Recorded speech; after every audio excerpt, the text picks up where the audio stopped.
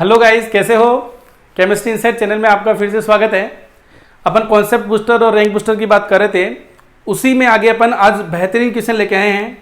तो अपन टाइम खराब नहीं करें और सीधा ही अपन क्वेश्चन पर चलते हैं। तो क्वेश्चन नंबर फर्स्ट क्या कह रहा है? The total number of isomers considering structural and stereo isomers of cyclic ethers with molecular formula C4H8O। तो सबसे पहले मैं यहाँ एक बात बोलूँ कि C4H8O जब भी अपने कोई क्वेश्चन सोल्व करने होते हैं आइसोमेरिज्म के, तो उसके लिए आपको मैंने एक टेक्निक बताई थी। जो लोग नए हैं, अभी आए हैं, वो डिस्क्रिप्शन बॉक्स में मैंने लिंक दे रखा है आइसोमेरिज्म का, एक बार वहाँ जाकर के उसको पढ़ लीजिएगा, वीडियो को देख लीजिएगा। क्योंकि जब ये क्वेश्चन सोल्व करोगे उसके बाद में तो आपको बिल्कुल 100% क्लियर हो जाएगा, कहीं कोई दिक्कत नहीं आएगी। तो C4H8O, सबसे पहले आप मुझे ये बताओ कि C4H8O की डीबी कितनी होगी? तो इसकी डीबी आप फॉर्मूले से निकाल सकते हो, बिल्कुल कोई दिक्कत ही नहीं है। तो जब इसके फॉर्मूले से डीबी निकालोगे तो डबल बॉन्ड इक्विवेलेंट इसका कितना आएगा? बताओ कितना आएगा? 1। डबल बॉन्ड इक्विवेलेंट कितना आएगा इसका? 1। इसका मतलब इसके अंदर एक डबल बॉन्ड हो सकता है या एक रिंग बन सकती है। समझ में आई बात? तो अब पहले इसकी स्ट्रक्चर्स बनाते हुए चलें अपन 1 बाय 1, और किस तरीके से बनानी है वो आप देखिएगा एक बार अच्छे से। तो देखो क्या क्या बना सकते हैं। सबसे पहले जितनी बड़ी रिंग बना सकते हैं उतनी बड़ी रिंग बनाएंगे, क्योंकि इन्होंने एक वर्ड यूज किया है कि हमारे को केवल क्या चाहिए? क्या चाहिए हमारे को? केवल साइक्लिक ईथर ही चाहिए और कोई नहीं चाहिए हमारे को। तो बताओ साइक्लिक ईथर के केस में मैं सबसे पहले ये बना दूं क्या? ये 5 की एक रिंग बन जाएगी जिसमें ऑक्सीजन और 4 कार्बन है। ठीक है, अब यहां पर कोई पॉसिबिलिटी नजर नहीं आ रही है, तो एक काम करते हैं, एक कार्बन को थोड़ा कम कर देते हैं। मतलब किस तरीके से बना लेते हैं इसकी स्ट्रक्चर को? इस तरीके से बना लेते हैं कि ये 4 कार्बन हो गए, 4 की रिंग हो गई, और एक कार्बन को अपन ने यहां लगा दिया। अब बताओ यहां पॉसिबिलिटीज बिल्कुल आ रही है। कौन सी आ रही है? इस कार्बन को मैं यहां टेस्ट करवा दूं तो एक अलग ही आइसोमर बन जाएगा। तो ये स्ट्रक्चर अलग है, वो स्ट्रक्चर अलग है। समझ में आई बात? बिल्कुल ठीक है। अब बताओ 4 के केस में यहां लगाऊंगा तो ये बन जाएगा। अब क्या करते हैं इसके अंदर 3, मतलब एक ऑक्सीजन और 2 कार्बन की बात कर लेते हैं। तो अपनी और बात करें आगे तो क्या बन जाएगा? ये ऑक्सीजन, ये 2 कार्बन। अब कितने कार्बन रह गए? 2 को कैसे कैसे सेट किया जा सकता है? एक तो ये वाला,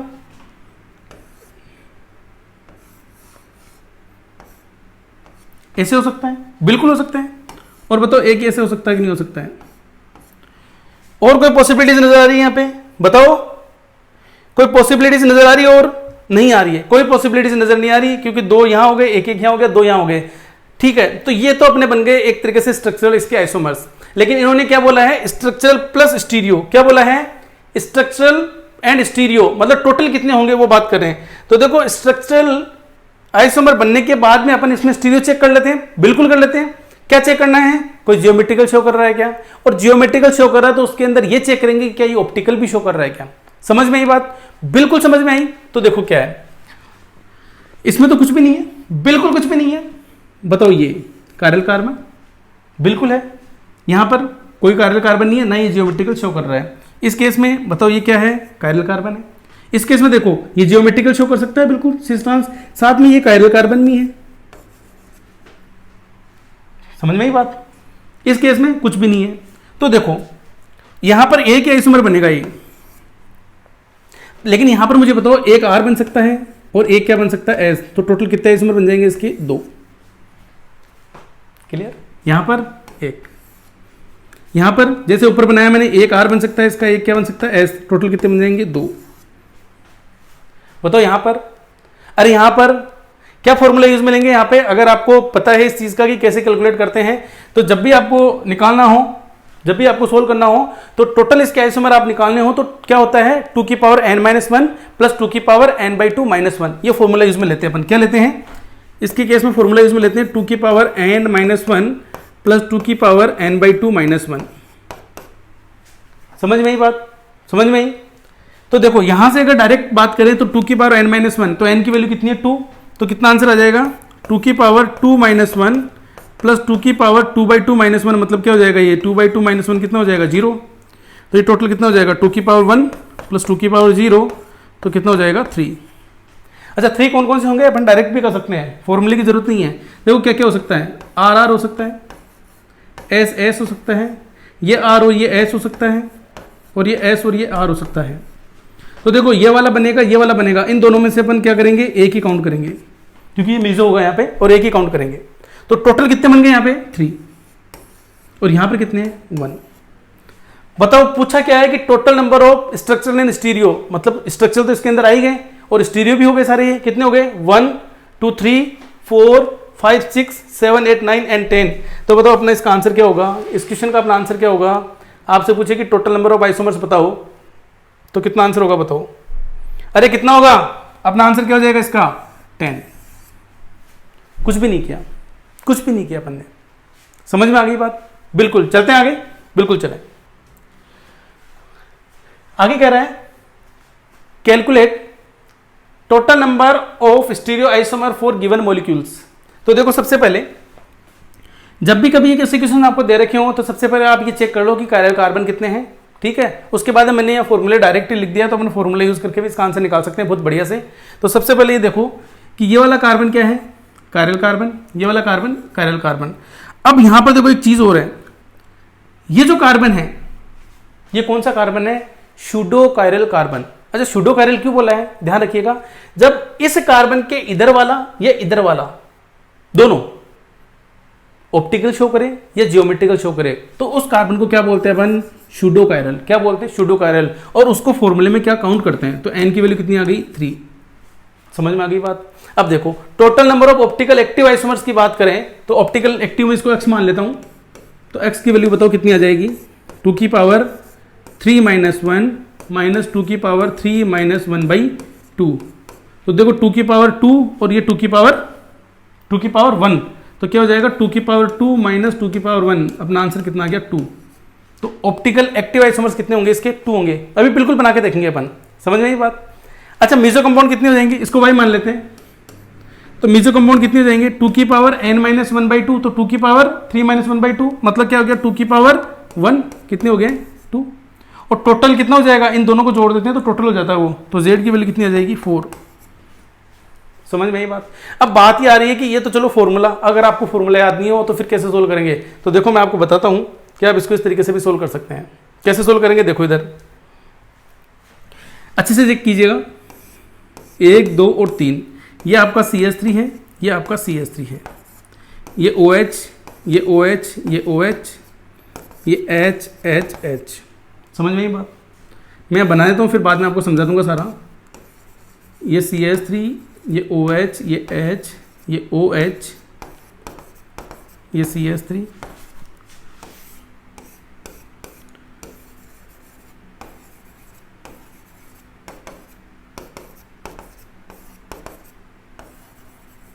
और एक इसकी मिरर इमेज। ध्यान दीजिएगा अच्छे से, जो बात बोली जा रही है उसको समझिएगा। ये कौन सा कंपाउंड है, मीजो, क्योंकि यहाँ पर क्या आ रहा है, कायरल कार्बन तो है, बिल्कुल है, ये सूडो कायरल कार्बन है, बिल्कुल कायरल कार्बन तो है, लेकिन क्या है यहाँ पे प्लेन ऑफ सिमेट्री आ रही है, यहाँ पर भी क्या आ रही है प्लेन ऑफ सिमेट्री, तो ये दोनों तो मीजो है। क्लियर है। लेकिन यहाँ पर देखो कोई प्लेन ऑफ सिमेट्री नहीं आ रही है, लेकिन इसकी क्या बनेगी, मिरर इमेज बनेगी। तो कुल मिला के 2 तो ये हो गई। अच्छा ये 2 कैसे होंगे, ऑप्टिकल एक्टिव होंगे, और 2 कैसे होंगे, मीजो होंगे। ये 2 मीजो हैं। पर एक चीज़ ध्यान रखिएगा, जनरली अपन बोल देते हैं कि मीजो मीजो आइडेंटिकल, यहाँ पर मीजो आइडेंटिकल नहीं है। ये दोनों मीजो एक दूसरे का, इन दोनों मीजो में एक दूसरे का रिलेशन क्या है, मीजो डाइस्टोमर्स बोलते हैं इसको। क्या बोलते हैं, मीजो डाइस्टोमर्स। समझ में यही बात अच्छे से। तो यहाँ पर 4 कौन से बन जाएंगे, 1 2 3 और 4। ये बोला है कि 2 तो मीजो होंगे, बिल्कुल आप चेक कीजिएगा, देखो अच्छे से, थोड़ा छोटा कर देता हूँ आपको दिख जाएगा, कोई दिक्कत नहीं है। ये बोला है कि एक्स ऑप्टिकल एक्टिव कितने होंगे, तो ये 2 तो ऑप्टिकल एक्टिव होंगे, बिल्कुल हो गए। ये देखिए 2 मीजो, बिल्कुल बोला है कि मीजो कितने होंगे, तो 2 अपने मीजो हो गए। टोटल कितने बन गए, 4 आइसोमर बनेंगे मैंने।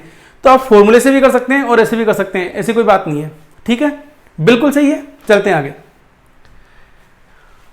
The increasing order of acidity of the hydrogen, दो हाइड्रोजन ये वाला है HA, कौन सा वाला हाइड्रोजन है, HA, HB और HC। ये 3 हाइड्रोजन की बात कर रहे हैं। वो क्या कर रहे हैं, 3 हाइड्रोजन की बात कर रहे हैं।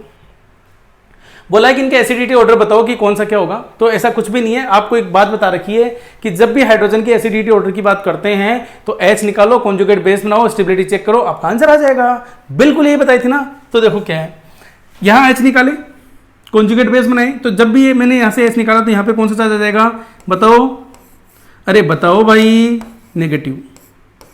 आएगा। यहां से एच निकाला तो यहां नेगेटिव आ जाएगा,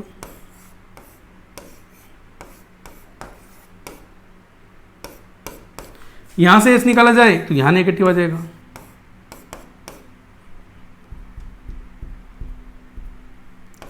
यहां से एच निकालें तो यहां क्या आ जाएगा, नेगेटिव।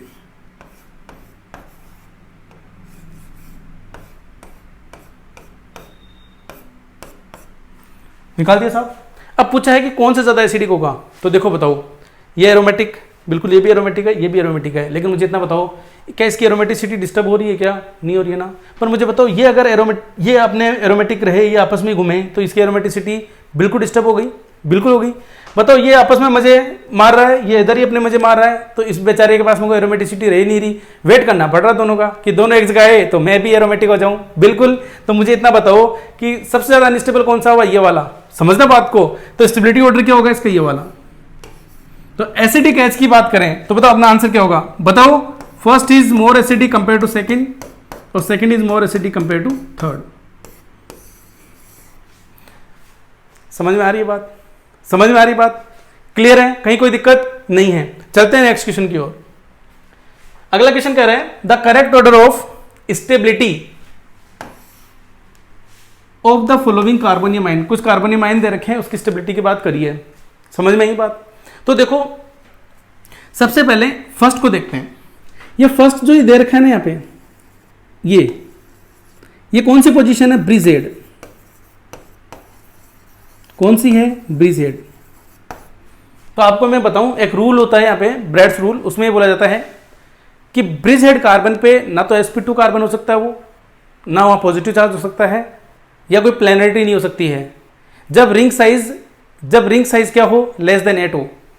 समझ में ये बात, पॉसिबल इसलिए नहीं है कि रिंग स्ट्रेन है। आप मुझे बताओ ये sp2 कार्बन है, तो ये वाला 2 बॉन्ड तो ठीक है, तो sp2 कार्बन तो ऐसा होता है ना, तो ये नीचे वाला बॉन्ड ऊपर जाएगा तो यहां से रिंग में स्ट्रेन आएगा, और रिंग में स्ट्रेन आएगा तो रिंग क्या होना चाहिए, टूटना चाहिए, तो मतलब अनस्टेबिलिटी की ओर जा रहा है, बिल्कुल। तो ब्रिज हेड की स्टेबिलिटी क्या होती है, पॉजिटिव चार्ज की कम होती है, समझ में ये बात। तो फर्स्ट और थर्ड की तो स्टेबिलिटी इनसे कम ही है। अब देखो सेकंड की बात करें तो सेकंड के अंदर यहां पर अल्फा एच चेक कर लेंगे अपन, और तो कुछ है ही नहीं, रेजोनेंस वगैरह। तो यहां पर क्या है, 2 4 6 अल्फा एच है, ये भी ब्रिज हेड है, लेकिन देखो यहां पर क्या हो रहा है, रिंग साइज बड़ी हो रही है, जिससे स्ट्रेन क्या हो रहा है, कम हो रहा है। तो मैं कह सकता हूं कि थर्ड की स्टेबिलिटी फर्स्ट से ज्यादा है, समझ में ये बात। यहां पर देखो क्या हो रहा है, यहां पर सब्स्टिट्यूटेड कार्बोकेटायन बन रहा है, यहां रेजोनेंस हो रहा है, तो इसका मतलब सबसे ज्यादा स्टेबल कौन हो गया, फोर्थ सबसे ज्यादा, ऑक्टेट कंप्लीट स्ट्रक्चर बन रही है उसकी, सबसे ज्यादा स्टेबल 4 हो गया। उससे कम कौन सा हो गया, सेकंड। पूछा क्या इन्होंने, फॉलोइंग इंक्रीजिंग डिक्रीजिंग नहीं पूछा, तो अपन इसे लिख लेते हैं, सबसे ज्यादा 4 फिर सेकंड। अब बताओ फर्स्ट और थर्ड में कौन होगा स्टेबल ज्यादा, थर्ड, और सबसे कम कौन होगा, फर्स्ट। ये इसका स्टेबिलिटी ऑर्डर होगा कि नहीं होगा। तो यहां पर अपने सब्स्टिट्यूटेड को देख लिया, यहां ब्रिजेड को देख लिया है, समझ में ये बात। ये सारा चेक करते हुए अपन इसकी क्या निकाली है, स्टेबिलिटी ऑर्डर को चेक किया है, बिल्कुल समझ में आ गया होगा आपको अच्छे से। चलते हैं अपन नेक्स्ट क्वेश्चन की ओर। देखो नेक्स्ट क्वेश्चन क्या कह रहा है, the order of basicity among the following compound, order of basicity among the following compounds, कुछ कंपाउंड दे रखे हैं, उनकी क्या चेक करनी है, बेसिसिटी। बिल्कुल मैं आपको बेसिक स्ट्रेंथ पे पढ़ा चुका हूं, तो आप डिस्क्रिप्शन बॉक्स में दे रखा है, वहां पर बेसिक स्ट्रेंथ का भी वीडियो देख लीजिएगा एक बार आप। लेकिन इसको तो अपन सोल्व कर लेते हैं एक बार, क्या है यहाँ पे। तो देखो मैंने आपको बताया था वहां पे कि इस नाइट्रोजन के अंदर जो नाइट्रोजन ज्यादा बेसिक होगा उसी की बेसिक स्ट्रेंथ को चेक करेंगे। तो देखो यहां से रेजोनेंस हो रहा है, तो इसका मतलब इस नाइट्रोजन की बेसिक स्ट्रेंथ को चेक करने वाले हैं, क्लियर है। इसके अंदर इस नाइट्रोजन की, क्योंकि यहां जब रेजोनेंस होगा तो यहां पर इलेक्ट्रॉन डेंसिटी इंक्रीज हो रही है, समझ में ये बात। और इसमें इस नाइट्रोजन की बेसिसिटी को चेक करेंगे, क्योंकि इधर से रेजोनेंस होगा तो इधर जाएगा, इधर से रेजोनेंस होगा तो ये इधर जाएगा। यहां पर पहली बात तो एरोमेटिक है, समझ में आ रही है बात। तो मैं यहां इसको बताऊंगा कि कैसे क्या चेक करना है। तो सबसे पहले मुझे बताओ कि ज्यादा इलेक्ट्रॉन डेंसिटी कहां आ रही है, यहां नाइट्रोजन पे आ रही है कि इस नाइट्रोजन पे आ रही, इस नाइट्रोजन पे आ रही है कि इस नाइट्रोजन पे आ रही है। तो बताओ इधर, यहां तो एक साइड से ही आ रहा है, दूसरी साइड से तो प्लस का इफेक्ट लग रहा है, समझ में ये बात। इधर देखो आप अच्छे से, यहां पर देखो आप नाइट्रोजन की बात करें अच्छे से, तो बिल्कुल देखना कि नाइट्रोजन की इलेक्ट्रॉन डेंसिटी यहां इंक्रीज हो रही है और CH3 का प्लस इफेक्ट लग रहा है। इस केस में दोनों साइड से कौन सा लग रहा है, प्लस से R इफेक्ट लग रहा है। तो बिल्कुल नाइट्रोजन के ऊपर इलेक्ट्रॉन है वो उछल उछल के बाहर आ रहे हैं, एक तरीके से बोल रहे हैं। तो बताओ सबसे ज्यादा बेसिक कौन सा हुआ, फोर्थ। अब बात करें अपन फर्स्ट और सेकंड में, देखो ये तो बिल्कुल थर्ड वाला तो सबसे कम होगा, क्यों होगा, एरोमेटिक है, तो नाइट्रोजन के लोन पेयर जैसे ये वाले लोन पेयर है तो ये बिल्कुल रेजोनेंस करेंगे, लेकिन ये क्या करेंगे, घूमते रहेंगे, यहां पर नहीं आएंगे, ये घूमते रहेंगे, तो इसका मतलब इसकी बेसिक स्ट्रेंथ तो सबसे कम हो गई, एरोमेटिक नेचर है ये। क्लियर हुई बात। अब फोर्थ के बाद में फर्स्ट को बोलें कि सेकंड को बोलें, वो चेक करें। देखो यहां पर भी नाइट्रोजन के लोन पेयर है, ध्यान से सुनिएगा, और इस पे जा रहे हैं, यहां पर भी नाइट्रोजन के लोन पे जा रहे हैं, लेकिन मुझे बताओ यहां CH3 का प्लस आई लग रहा है, लेकिन यहां लग तो रहा है, लेकिन इसका साथ साथ में कौन सा इफेक्ट लग रहा है, इधर माइनस आई भी लग रहा है। कौन सा लग रहा है, माइनस आई भी, इधर से माइनस आई भी लग रहा है, इधर से जैसे पॉजिटिव चार्ज आएगा एक तरीके से मैं बोल दूं तो इधर से खींचने वाला इफेक्ट भी लग जाएगा। तो इसका मतलब फर्स्ट इससे कम, मतलब फोर्थ सबसे ज्यादा, फर्स्ट कम, सेकंड उससे कम, और सबसे कम कौन सा होगा, थर्ड। समझ में आई आपको बात अच्छे से, बिल्कुल समझ में आई। तो आज का अपना जो भी कॉन्सेप्ट की बातें थी वो इतनी थी। अरे क्या हुआ, मजा आया ना, बिल्कुल, और बिल्कुल एनर्जेटिक रहते हुए बिल्कुल पढ़ाई करें, और सब कुछ क्रैक करना है अपने को अच्छे से और बढ़िया रैंक के साथ। मजा आया ना आपको, बिल्कुल। Thank you for watching this video.